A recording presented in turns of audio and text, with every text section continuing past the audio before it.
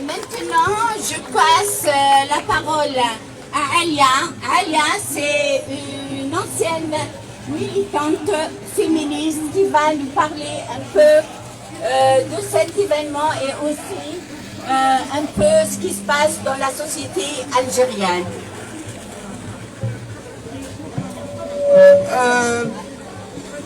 Tout d'abord, l'affaire des violences envers les femmes n'est pas une question uniquement de femmes. Aujourd'hui, les féministes de la double rupture sont là pour parler et surtout, elles veulent remercier tous leurs camarades de la double rupture d'avoir assuré la logistique aujourd'hui. Avance. Merci beaucoup donc à vous tous et à vous toutes. Nos camarades en Algérie ont eu seulement un quart d'heure pour pouvoir parler de ce qui s'est passé. Aujourd'hui, nous avons la chance de pouvoir tenir parole, de pouvoir parler de ce qui se passe chez nous. Aujourd'hui, nous sommes là, effectivement, pour crier notre indignation face à l'horrible crime de Chahima. Le crime de Chahima a ébranlé tout le pays. Ces crimes qui s'exercent sur les femmes ne sont pas ordinaires.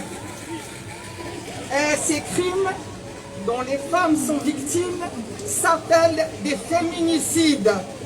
Ces féminicides, en France, elles existent. Tous les 2 jours, une femme est assassinée en France.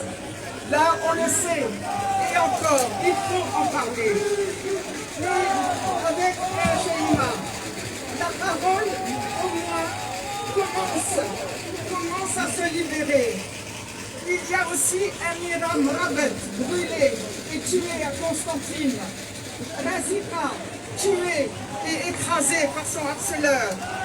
Fatima, Ikram, et cette jeune femme égorgée par son mari le 18 mai 2019. Une autre victime vient d'être trouvée il y a 2 jours, brûlée dans la forêt d'Al-Ulma. Et toutes ces anonymes tués et violentés. Ces crimes se répètent, se banalisent.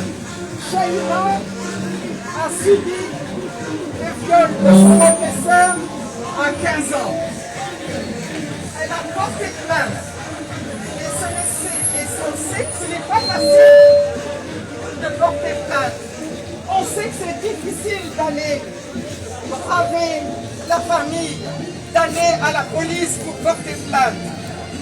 Cette fois-ci, elle a porté plainte, mais hélas, car on n'a pas été là pour la protéger contre son agresseur, un repris de justice, une fois sortie de prison, l'a retrouvée, l'a torturée, l'a violée et ensuite brûlée.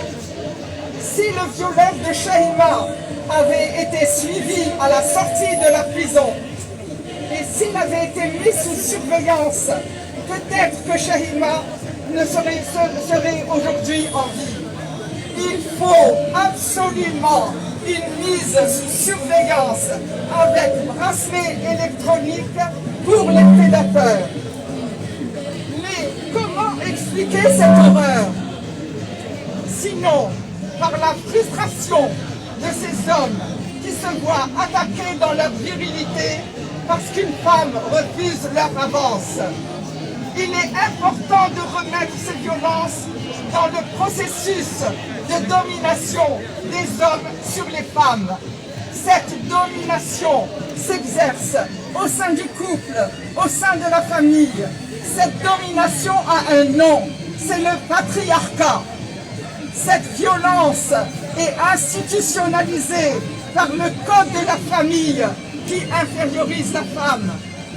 Cette violence est aussi alimentée par les conservateurs, les résidus islamistes qui diffusent leur vision rétrograde de la femme, obsédés qu'ils sont par le corps de la femme.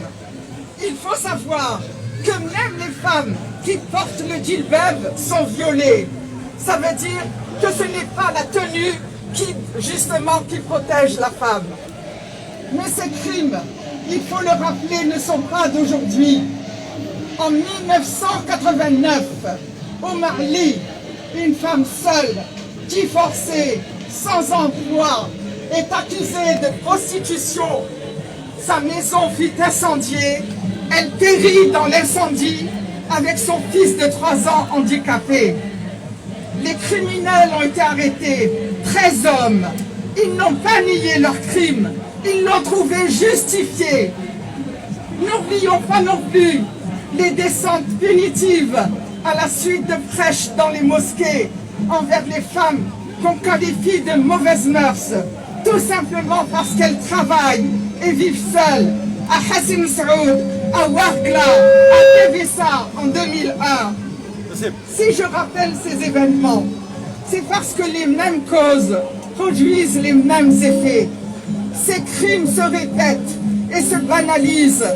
On continue à entendre certains trouver une justification à ces crimes. Qu'est-ce qu'elle portait? Pourquoi elle est sortie? Pourquoi les parents ne l'ont pas éduquée? La victime devient coupable. Le problème est un problème de société, d'une société patriarcale. Il est urgent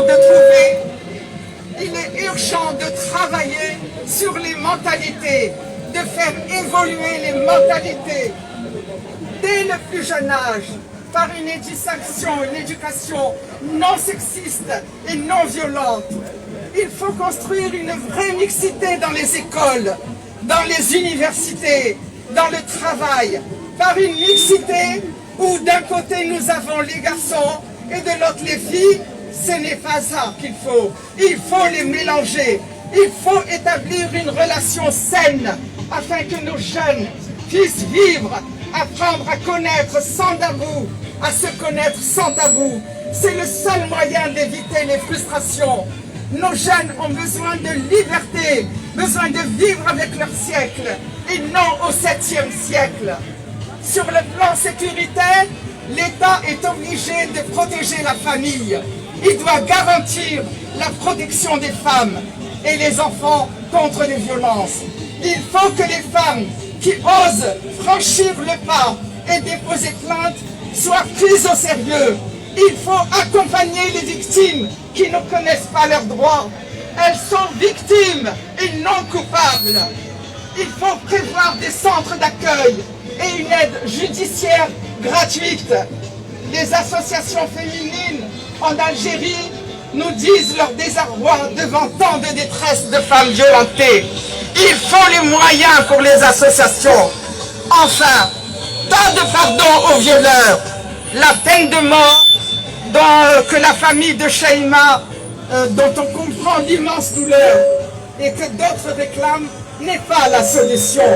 Il faut la perpétuité pour les criminels, sans possibilité de grâce. Honorons nos mortes et protégeons les vivantes.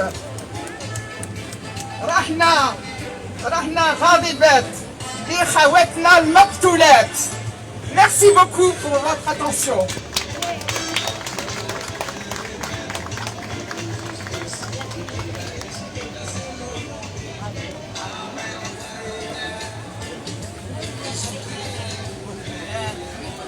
Merci Alia.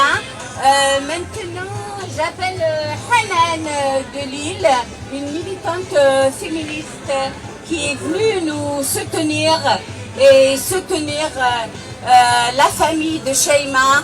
Et voilà.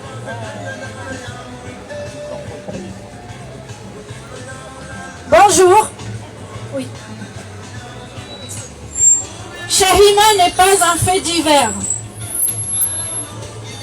Les femmes assassinées, 33 en 2019, 79 en 2022, 33 et 79 en 2019, ne sont pas des faits divers. Shaima est surtout la victime d'une culture patriarcale qui imprègne tous les personnels étatiques, des forces de l'ordre jusqu'au personnel judiciaire. Aujourd'hui, vous allez dans un commissariat porter plainte pour viol, vous risquez de sortir bredouille, c'est-à-dire qu'on ne prendra pas votre plainte. Ils ont même créé un délit, le délit sexuel avec pénétration, ce qui a bien sûr un effet pervers de déqualifier les viols, beaucoup de viols. En Algérie, on favorise le pardon, c'est-à-dire qu'au détriment de la victime, on doit pardonner à un violeur s'il accepte d'épouser la victime. Donc on épouse son propre bourreau.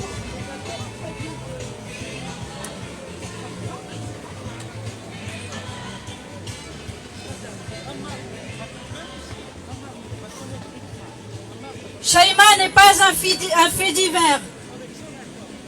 Elle vivait dans un pays où les violeurs peuvent épouser les femmes qu'ils ont violées ou écopent de 2 ans de prison à 3 maximum.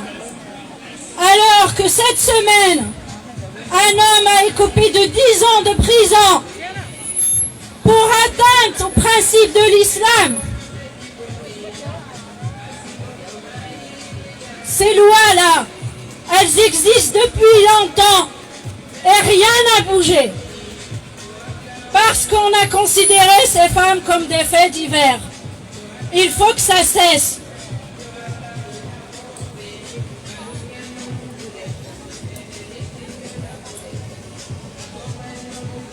Excusez-moi, je n'ai pas l'habitude de prendre la parole en public.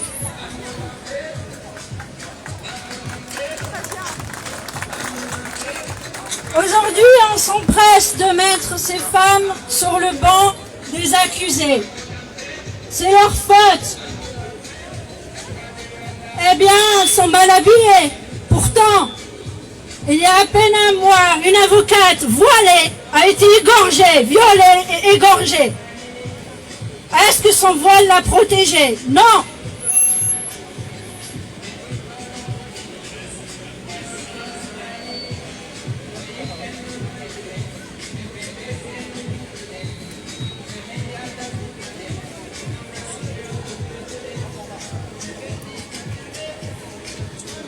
Je veux aussi dénoncer cette bigoterie qui flingue l'esprit critique. Maktoub Rabbi, ou Kilham Rabbi. Non! On veut une justice et on veut que ça change. On veut des lois qui protègent les femmes. On veut l'abolition de ce code de l'infamie qui met les femmes en seconde zone. Nous sommes des citoyennes de seconde zone en Algérie.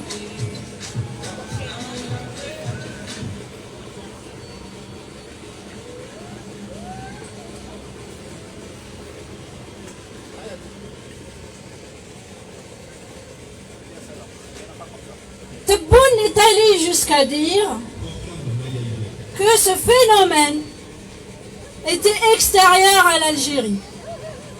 Alors je me demande, ces gens-là, s'ils marchent dans les rues algériennes. Je doute. J'en doute fortement.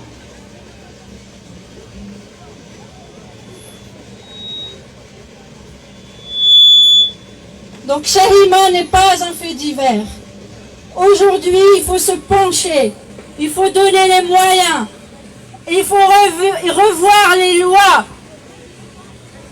Les lois pénales contre le viol et le féminicide.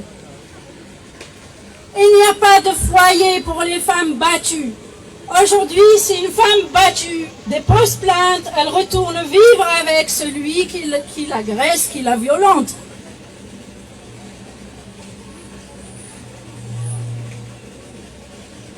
Il n'y a même pas de prise en charge psychologique. Les associations font beaucoup de choses, mais elles souffrent. Elles n'ont pas de moyens. C'est un problème complètement ignoré.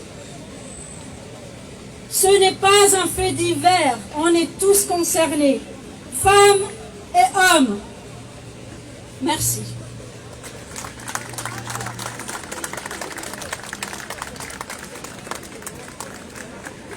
Hanan, elle est très émue. Merci de ton intervention, Hanan. Maintenant, je donne la parole à Kiltoma. Kiltoma est une militante de double rupture.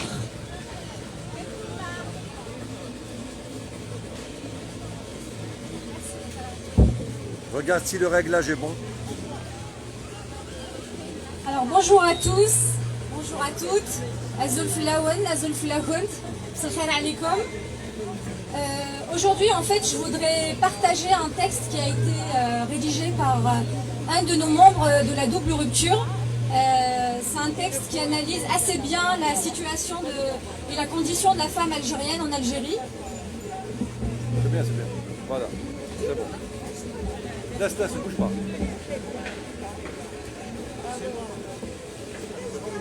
Oui, c'est bon. Donc je disais, c'est un texte qui analyse assez bien la condition de la femme algérienne et qui est aussi porteur de plusieurs messages, donc je voudrais le partager avec vous. Donc c'est un texte qui a été rédigé par Karim Ouachek et qui est membre de la double rupture. Donc je vais le lire d'abord en arabe et ensuite en français. Alors, donc je commence en arabe.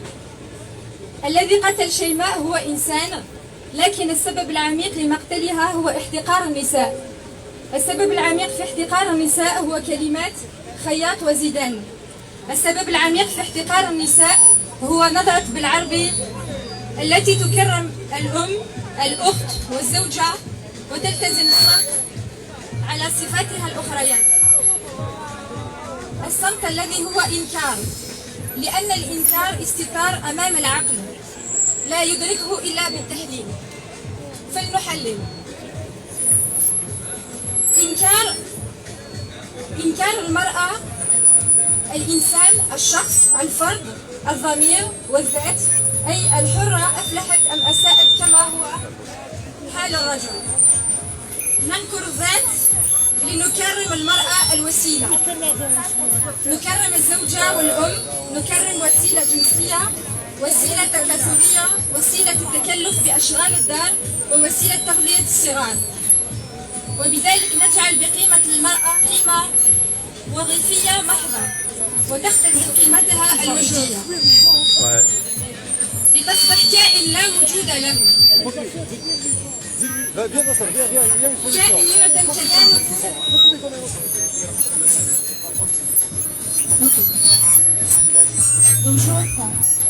لتصبح كائن لا وجود له، كائن يعدم كيانه بتلقاء طبيعته الجنسية المسندة، لنصل هنا إلى أبشع درجات الترادف.